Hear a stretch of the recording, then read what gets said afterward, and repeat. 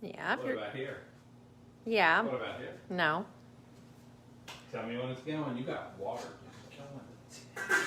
You're going, honey. Is it good? Oh yeah, we're good. I don't even have a knife today. I got bludgeon. All right. Everything's going? Yeah. All right, well, let's roll this. We are back once again. It's almost like it happens every week. Yeah. Except for 1 week when we took a break. But anyway, I have my bludgeoning tool. Today I've got on black shorts. Last week I matched orange. People said that couldn't be done. I did it. I got a lot of flour on here. These were actually clean. Sarah does laundry, but these were clean. I got a bunch of flour on there. Occasionally, right? Occasionally she does laundry. My shirt has a stain, but we don't wash this shirt because it's too important. Oh. This is the Keetons in the kitchen shirt. Since I do laundry, that's good to know. We don't want to take a chance on this getting pulled, ripped, torn, frayed, peeled, or anything else. Okay. So tonight we are breaking the internet once again. We did it last week. We had a ton of views. Seems like people are getting something out of it, or at least enjoying it a little bit. So this week we're really breaking it. 4th of July is coming up. It's on a weekend this year. Yeah. Which is kind of bad because then some people will get cheated out of holiday for that. But this would be a perfect meal to make for your 4th of July party. Ah. We're going to make some skillet barbecue. I know one of the saddest things ever is that not everyone has a smoker or a grill. True. But you can still make really good barbecue in a skillet. We're going to show you that tonight. You're not going to believe it. We're going to start, after I show this wound right here was literally about 8 minutes ago.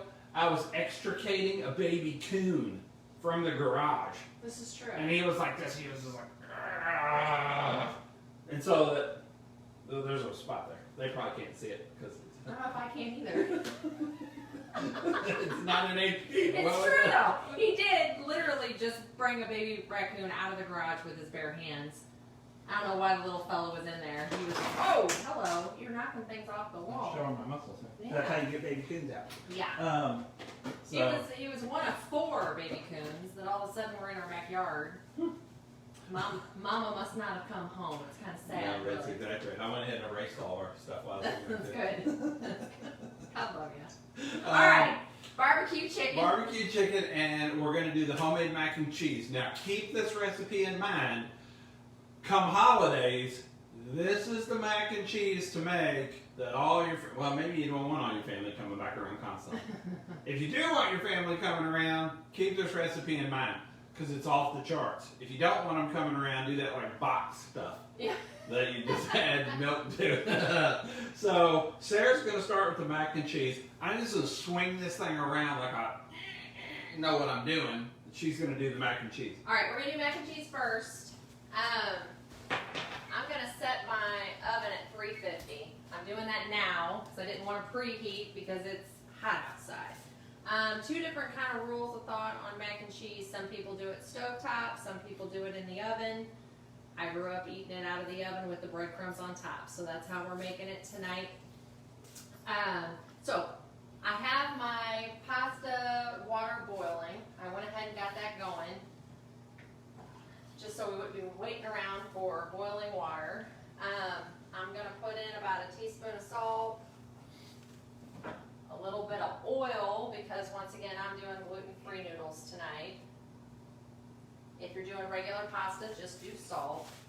The oil helps keep the gluten-free noodles from sticking together. I'm going to go ahead and put my pasta into oil. This is kind of a parboil, kind of sort of, so I'll probably about 7 minutes, but I've got elbows tonight. So pasta's in. I'm going to give that a stir. And then I'm going to come over here and get started on my sauce. So I'm going to do the sauce in a saucepan.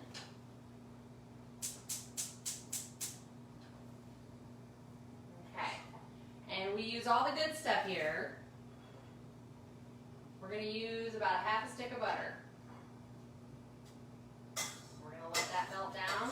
And what we're making here is a roux. So if you've never made a roux before, it's basically some type of oil with flour. And that's what you're going to use to thicken your sauce. So once again, I'll be using gluten-free flour tonight. If you are gluten-free and you're looking for a really good flour blend, we get this one. It's Namaste Costco. Costco. Thank you. I couldn't think. This is a really good one, and it's a 1-for-1 ratio, which makes life easy and simple. So I'm gonna bring it over here to show Yep. what we're doing. I was just watching that coon that I extricated from the Is garage. he back? Yeah, him and his family. Oh my gosh. That's pretty sad. That means Mom is not around. Mm-hmm. It's 4 little pups wandering around. And they're so darn cute, and they grow up to be such a nuisance. They really aren't welcome here. But Yeah, they sort of tear up everything that we own and kill all the baby chickens and all the big chickens. And yeah. okay, so you got your butter melting. Butter's melting, about half a stick. Get it going there. You've got that on about medium heat. Yeah, you do. When you're making a roux, you do have to kind of watch your heat a little bit. You don't want this to get too hot because you don't want the flour to burn. All right. I like to show your face. Yeah, I know you do. Oh, so that's probably more like 1/3 of a cup. Let's see, what do I want to use here?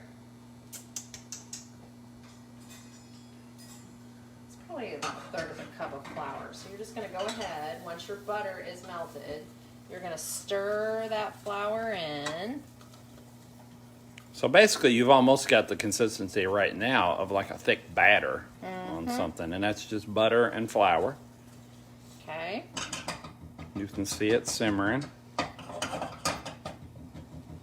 right, so now, once you have your flour in there, you want to let it cook out a little bit, because if I were just to go ahead and add the milk at this point, it would taste it would have the essence of flour. So you don't really want that. So you're going to let it kind of cook off a little bit. And then preferably you really want to have a little bit of color start in. But you want to keep this stirring. And you could turn your heat down just a smidge. I've got it kind of on like between low and medium. Because you don't want it to burn. So you just kind of need to keep it stirring. Wait till you start to get a little bit of color. Now this is also the way you can make homemade gravies and things. I always make my gravy from a roux. If you're making a gravy, you're going to let this get real nice and brown. So you'd let it cook for a while.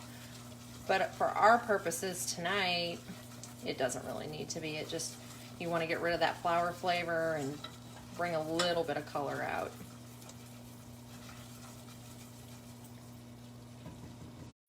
What you think, babe? A little bit more? Yeah, I'd cook it a little bit more. And then you got your pasta going over here. Yeah, we sure do. And we want to keep a close eye on that because we don't really want to overcook it. You don't want to cook that till it's done. Right. Because you're going to bake this You're as putting well. it in the So. oven. We're doing good over here.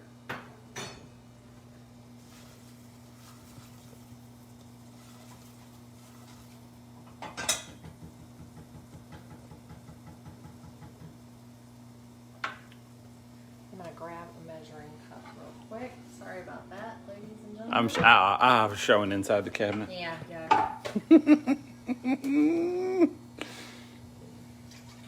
Edie was supposed to clean all the cabinets out for us this past week, and somehow she ended up in Florida, and her cabinets ended up not The next clean. time I have some kind of project, I'm going to Florida. I'm still trying to figure out how she pulled that off. Yeah. 2 cups of milk, and then look at our roux in here. Get a good look at that. It's not quite white anymore. It's starting to get kind of yellowish. Mm-hmm. So I'd call that khaki. khaki color. So that's probably good enough for what we're doing tonight. So we're just going to kind of slowly. And you don't want to add that in there real super quick or it turns into just a big old blob. So, Which is what's kind of happening. kind of happening. Just add a little bit more and keep at it. It'll work. You can its whisk way. it way back down. Yeah. It'll work itself back in. I'm gonna have to work that a little bit though, because that's not exactly what I wanted. But okay, so you've just seen what can happen. It's all good. We'll just give this a good whisk, start working it. Now, the whole idea of the butter is a vehicle for the flour. So you take the butter, you incorporate the flour into the butter. So therefore, when you add your liquid, whatever that might be, in this case it's milk. If it was gravy, it would be chicken broth or drippings off of, you know, like a baked bird or whatever. It helps, what am I trying to say? Incorporate the liquid with the flour. And that was probably cold milk, so it Yeah. tend to want to kind of ball up on you a little bit more than if you had gotten it to room temperature. It would have been a little bit smoother from the beginning. Now you've got it all pretty well broke back down, but it would have been really smooth from the beginning had you done that. Yeah, exactly. There's one clump right There's there. one big clump in there. All right, so you can see that this is already getting thick, which is what you want. And you can adjust that thickness by just adding more milk or broth or whatever you use into it. Okay, so I normally add my cheese last. I'm gonna let that just kind of heat up a little bit. And once again, I kind of have it between low and medium. On my particular stove, it's like a 3. Flour, butter, and milk. That's all that's in there. Yes, Cook the sir. flour and butter for probably 2 to 3 minutes. And then add it in the milk. Got some onion powder here. So I'm gonna add that. That's about a teaspoon. Gonna add, let's see. Let's go here with salt. And our pepper shaker is needing to be refilled, so. That's a new pepper. We lost our whole pepper. We lost a pepper that was roughly this size. Yeah, we so basically lost about a half a gallon of pepper somehow. Don't ask me. I don't know how that people works. pull that off. I'm going to turn my heat down to low because I'm starting to get some boiling going on there. And we didn't open that pepper prior to the show tonight. So that's how we open pepper around Yeah. here. All right. Half a teaspoon or so. All right, so when it comes to mac and cheese, there's kind of 2 thoughts on the process. Some people add nutmeg. Some people add paprika. I happen to have smoked paprika here. I'm going the paprika route tonight because we're having barbecue chicken, and I just think that that sounds like a better flavor profile.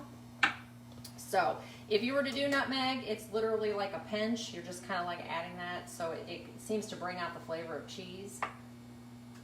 Paprika kind of adds a little bit of Color, flavor. And color, yeah. So I would say probably about half a teaspoon. Now, if you're looking down here, ooh, that smells good. That smoked paprika smells good. That's a little too thick. So we started with 2 cups of milk. I'm gonna add some more. Another quarter of a cup probably. Probably, yeah.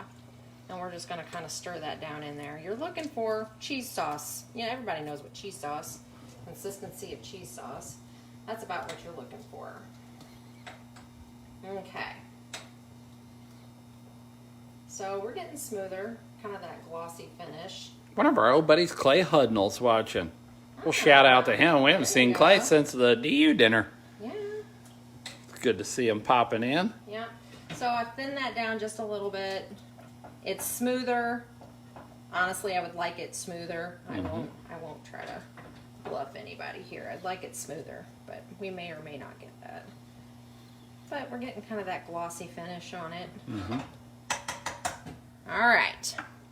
I'm going to come over here and grate cheese real quick. Your noodle's probably getting pretty close to being done too. Yep, we're pretty good on that. Okay, you're gonna go ahead and drain them. Yes, sir. Let me look at it one more time. You're gonna toss one onto the ceiling. Probably We not. talked about that last week. Yeah, we sure did. All right.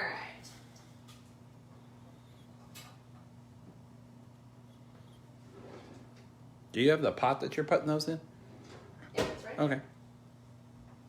All right, we'll go ahead and drain off the noodles. Get your free facial. Yeah, steam burn in the eye.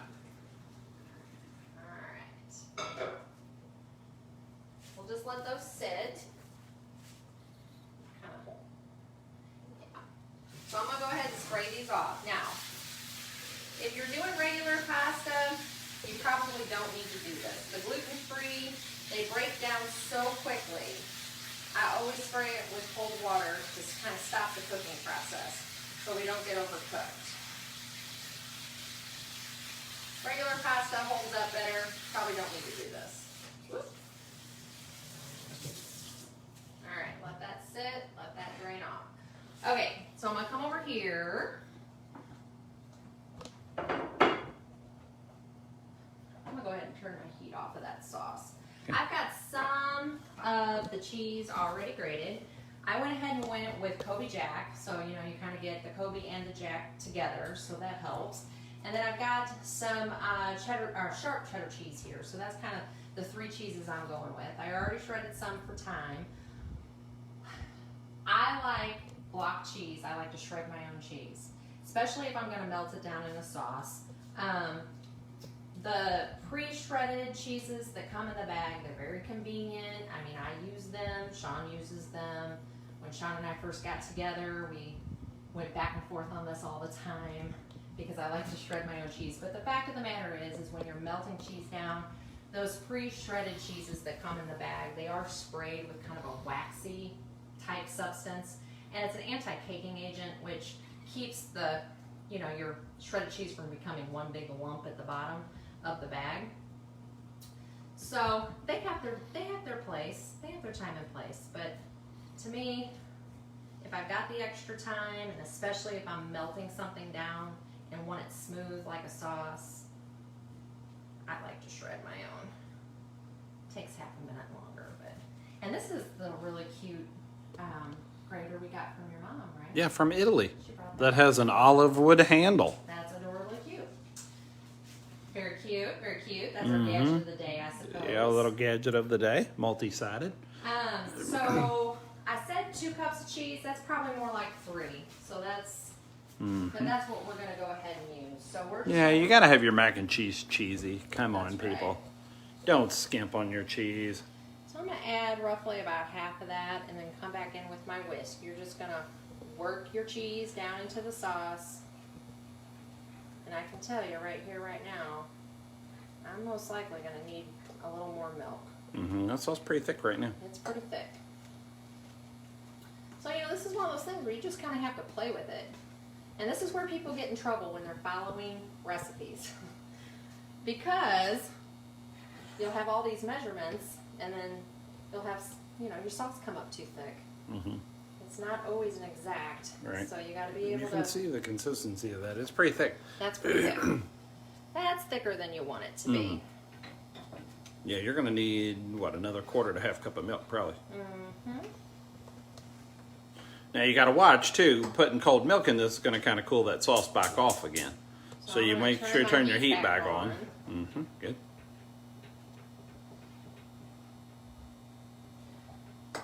Alright. So we're going to come in here. I'd say at this point we're at least 2.5 cups, at least. And we're just looking to kind of incorporate that down. And it's not perfect circumstances. It's not perfectly how you want it to go, but that's okay.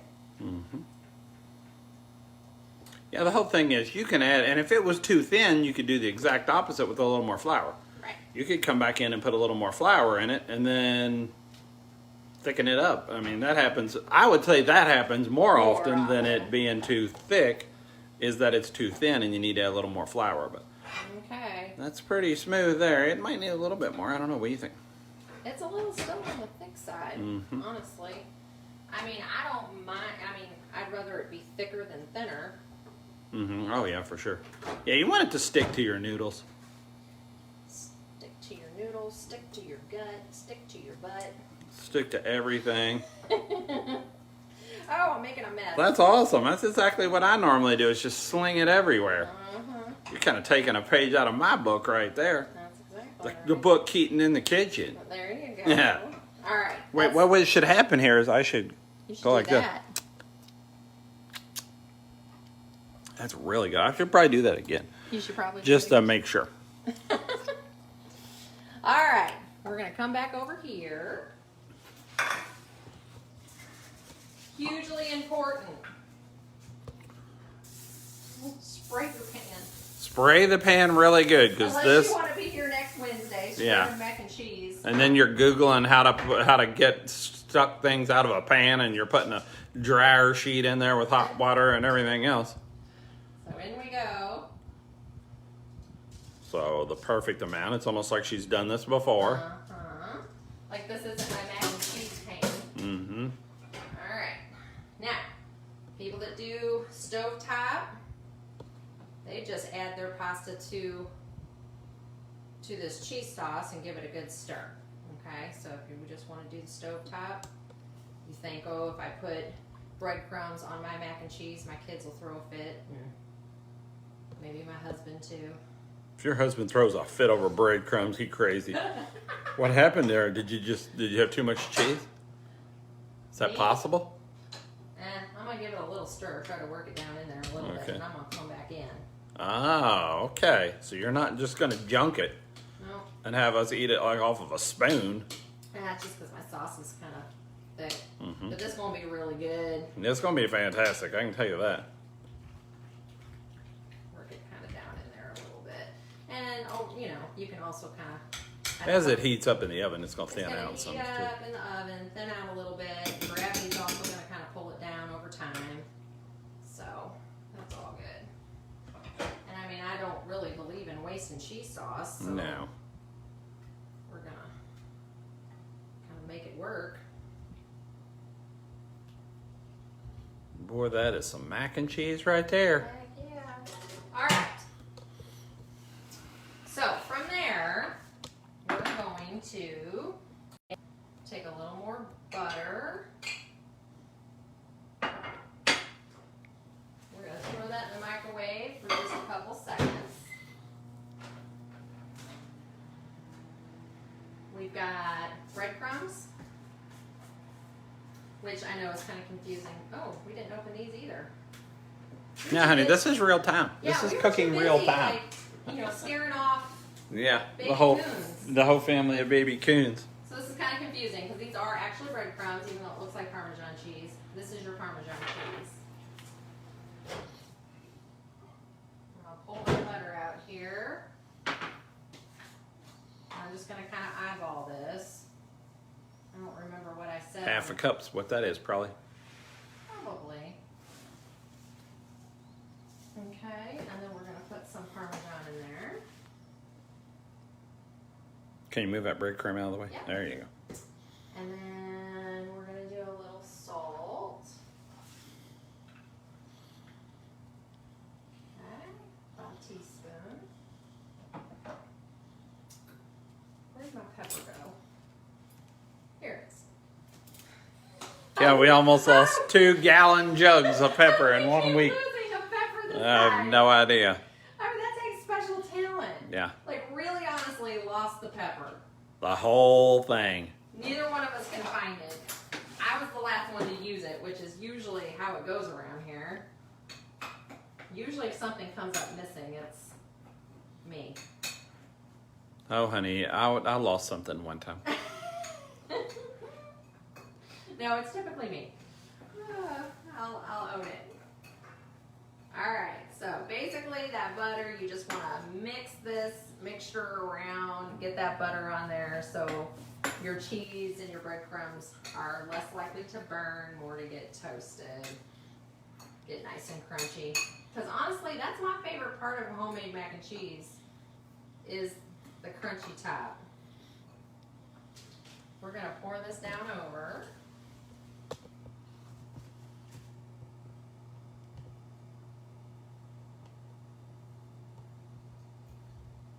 Breadcrumbs, Parmesan, salt, pepper, butter. Yep. there. Boy, a that's little bit. beautiful. Yay! That's so happy. Mm-hmm. All right, and we're gonna put it in the oven. Really, as long as it takes you to make this barbecue chicken, you know. Yeah, once it's like that, it's not going to take very long. No, So you're basically just browning your breadcrumbs and kind of making it all happy and mingled. Okay, so what we're going to do for this chicken while that's in there, I'm going to go ahead and put a skillet. Can you see me? Yep.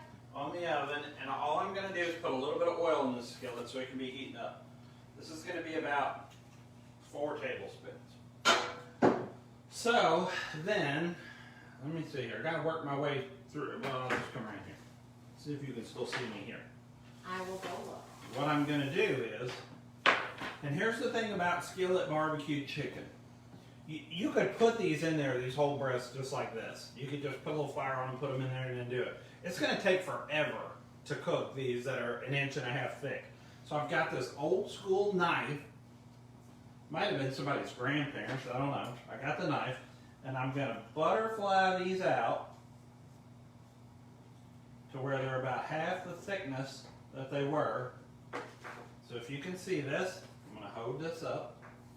I just butterflied that breast. You can do this in your hand too. Probably not the best idea, but that way I could show you here. Take this breast and just have a good sharp knife, run it through about 80% of the way through, and then you just fold that back. Cut that in there a little bit so it lays nice and flat, and then you've got this. So that's about half the thickness, so it'll take about half the time to cook. So what I'm going to do is, this may shake that thing like crazy. I'm going to pound these out a little flatter because I want them to cook that much faster. So I'm pounding these on both sides.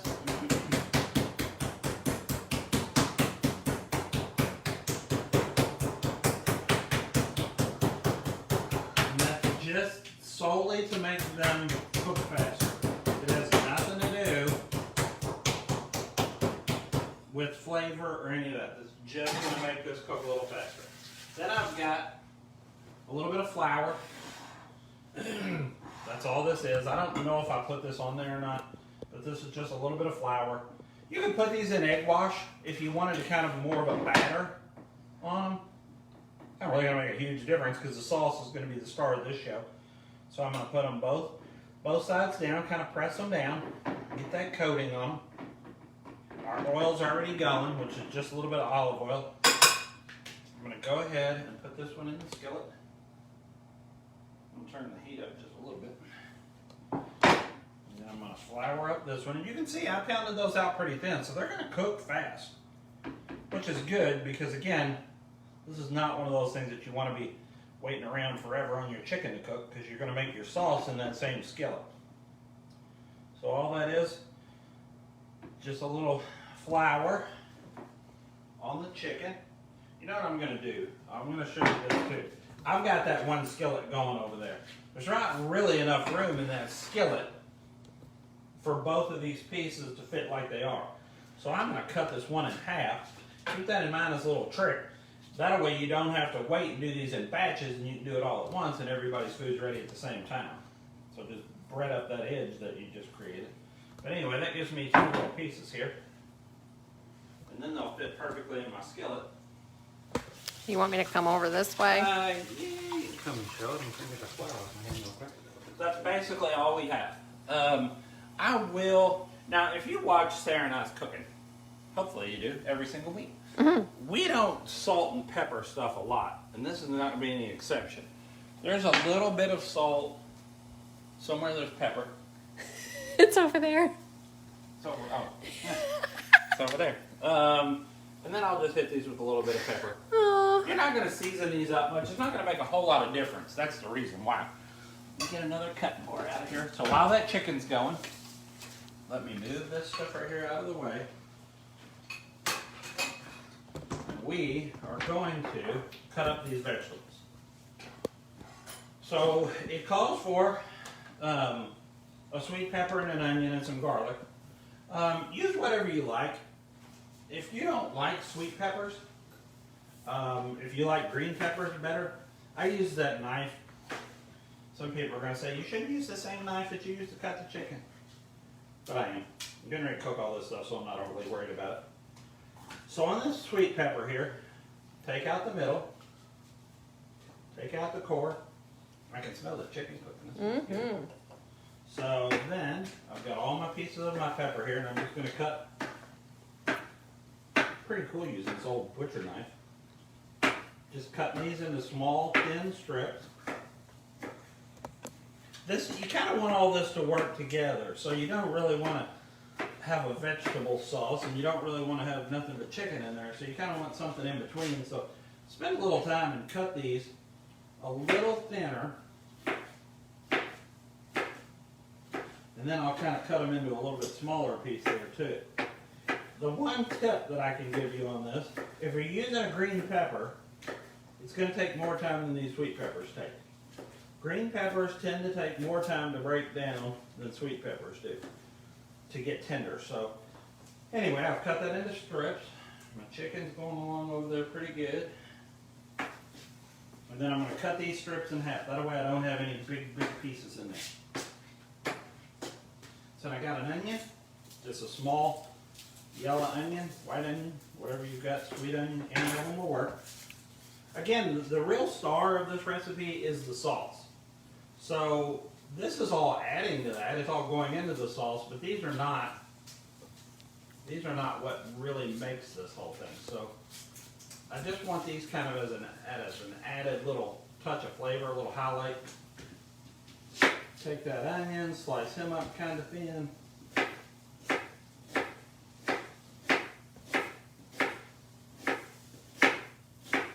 These are 1/8 inch strips, something like that. Cut those in half.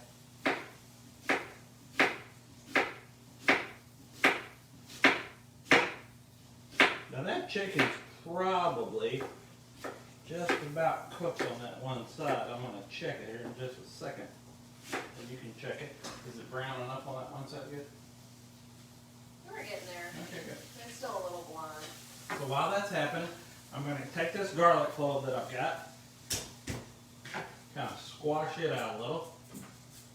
I said 2 garlic cloves. We made the colossal mistake. You erased it when you dropped the board. I know. But we have a dunce hat. We had the dunce cap on the grocery list because we ran out of garlic. We only had 1 garlic clove. How did we do that, Which honey? is basically almost a sin. So I'm slicing this garlic clove because I do want some of this flavor to show through here. I don't want it in real small pieces because I wouldn't get any flavor much out of it. Okay, I'm putting that over there. Next thing, I've got some jalapeños. If you don't like it spicy, then you can use some banana peppers. You could use some pepperoncinis, some of that. What I'm going to do is I'm going to pull these peppers out of here. And I just like this. This adds a little bit of flavor. It adds just a little heat to it. And I kind of like the balance of the sweet, spicy, browny. So I kind of like these jalapenos. And if you don't like them hot, leave these out. You can leave this whole step out if you want. And then just use the cider vinegar that we have there. I'm turning the chicken. Okay, the chicken's already done on one side, so it's already turning it. You're going to be amazed, first of all, at the flavor that's in this recipe, but second of all, at how fast this comes together. So, I've got my peppers chopped up, my garlic, onions, sweet peppers, bell peppers. The chicken got a real nice brown on one side. A lot of times with these too, you can do these just like you do on the grill. You can tell when this chicken's done by just pressing on it. These halves are already done, but I do want them to get some good color. So what I'll do is I'll put a little bit more oil in here just so you can see they get a little bit more color when you do that. But if you can see this,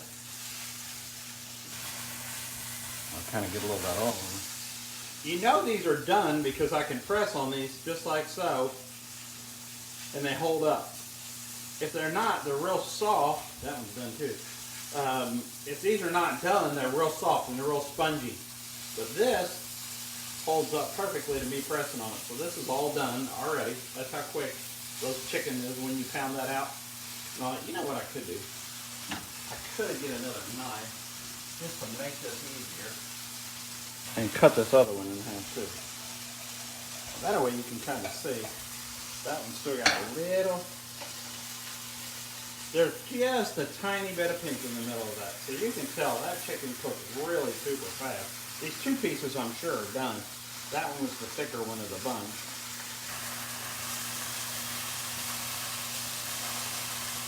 So once these are in here just a couple of minutes, and again you can see that on there, what I'm going to do is, these two are done, so I'm going to get a plate.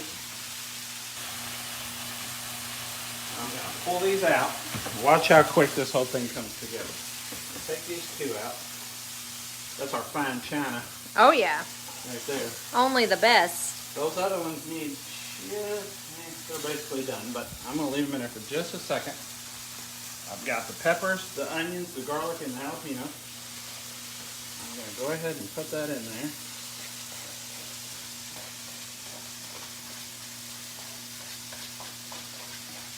This is a great recipe too for during the winter when you just want something quick and you don't want to go outside and fire up the grill and you kind of still like a little barbecue flavor. So what I've got a little bit of butter here. Get this off of this. A little dollop of butter in there. The time on the microwave is 4, Uh-oh. which is 4 seconds, of course. So I had to turn that off so we didn't lose track. You can see now that our chicken's cooked. Oh yeah. So I can pull those out. Then I've got all of our goodies in here. Onions, peppers. Just give this just a minute. The temperature's on pretty high, so these are actually going pretty quick. Now, I'll hit this with a little bit of salt and pepper. Again, Sarah and I don't do a whole lot on the salt. We'll hit the pepper, but we don't hit a whole lot with the salt typically. We're not over salters by any means. This would be about a half a teaspoon, give or take, something like that. Just going to toss these veggies around here a little.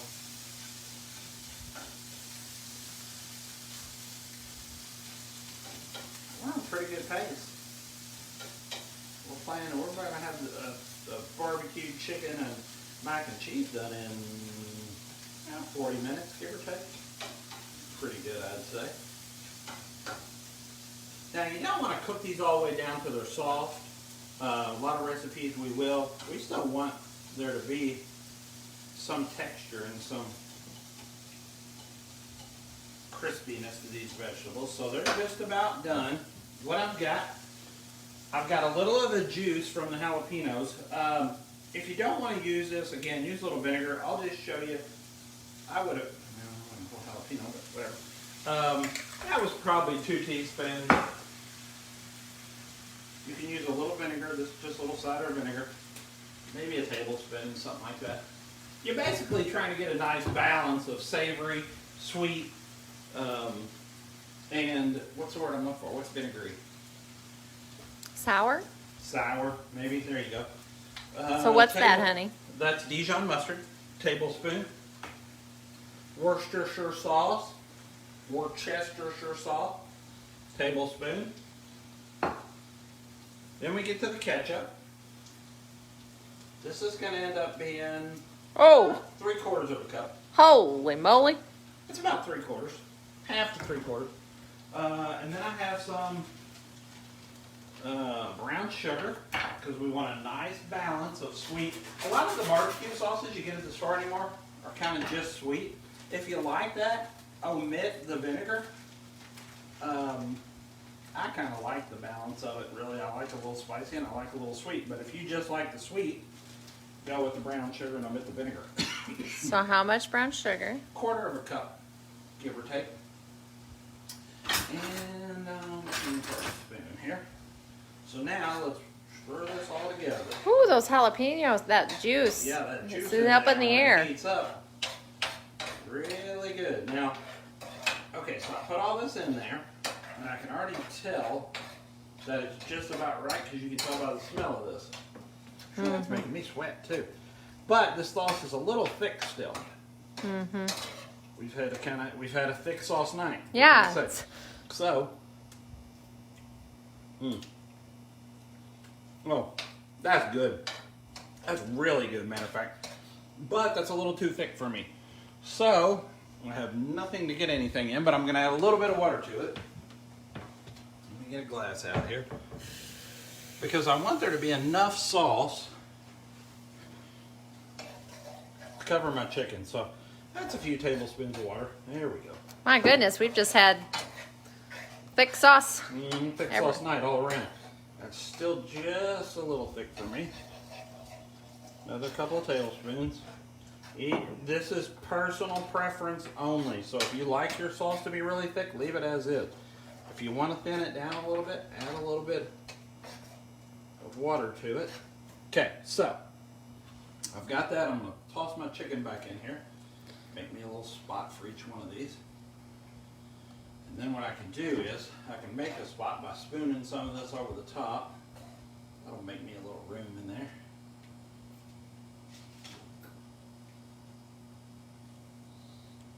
This is going to be outstanding. Then I come in here and get a little of this, put over the top. A little of this. Now, if you really want to get a real nice little crust on this, you can put it under the broiler. Our broiler tends to act like it's burning down the house and flames come shooting out of the top of it every time we do it. We have a really great stove, except for that. Oh man, our stove's fantastic, but boy, the broiler leaves a lot to be desired. Yeah. So, spoon a little of that sauce over your chicken. Just like so, you just made a homemade barbecue sauce that's absolutely outstanding in just that little bit of time. Now, while that's kind of heating up there, I'm going to do a little something else that I didn't show on the ingredients list. I'm going to turn that down to low because that's basically just about done. What happened to your cheese? My blocks of cheese? Yeah. Oh. If you have a little bit of cheese, I'm going to put just a little cheese over the top of this to add one more dimension to it. So it's there, it's boiling. Your mac and cheese, wonder it's probably done it. Oh, I'm sure it is.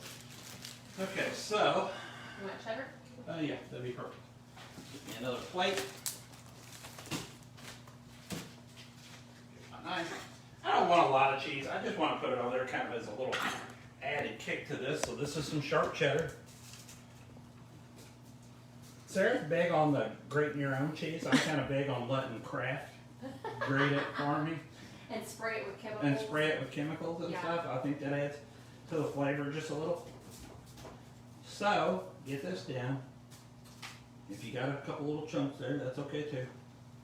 Now, if you would bring that back over here. I'm going to show how we're going to finish this up here. And this is already really hot. You can see this simmering. You can see our sauce in there. Gosh, it smells good. Okay, so everybody can see that. I'll take a little of this cheese. I'll just put a little over the top. Any cheese works. If you got American, throw some American on it. If you have nothing, well, that's bad. You shouldn't have your house with no cheese. Yeah, no kitchen is complete without cheese. Without some kind of cheese in it, but anyway, whatever. If you don't have any cheese, don't put any over. So, that went like so. Let's get us a plate out here. Let's get us a couple of plates out here. I'm going to get a blue one, and I'm going to get a yellow one, so we can see what this looks like on two different colors. Dark and light. Dark and light. You're going to spoon out your stuff. Yep, I got to get it out here first. All right. I need a place to put it, honey bun. All right. Thank you. You're welcome. I'll move these down right here. This chicken's basically done. I'm just giving it a second for the cheese to melt. She's sexy. She's sexy. She's sexy. All right, so. And turn the oven off. Yeah. Woo, it's hot. Yeah, it's really hot in there. Turn the stove off too. So, I'm going to spoon us out one of these onto our plates. That is absolutely beautiful. The sauce, hit that with a little extra sauce right over the cheese. I'm going to finish melting that cheese down.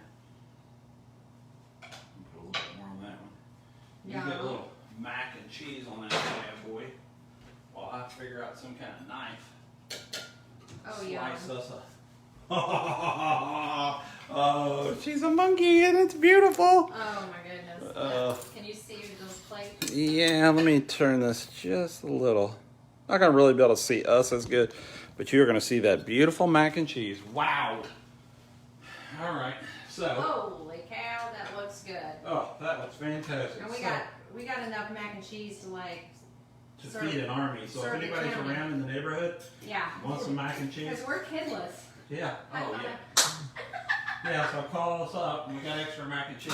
All right. So I'm gonna do this the chivalrous way. I'm gonna blow this for you. Skillet barbecue chicken in less than 40 minutes.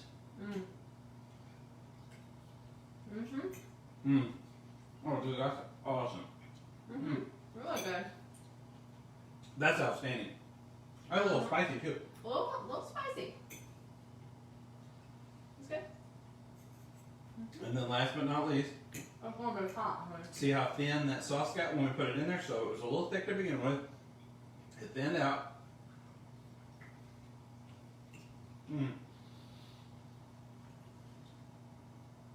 Oh man.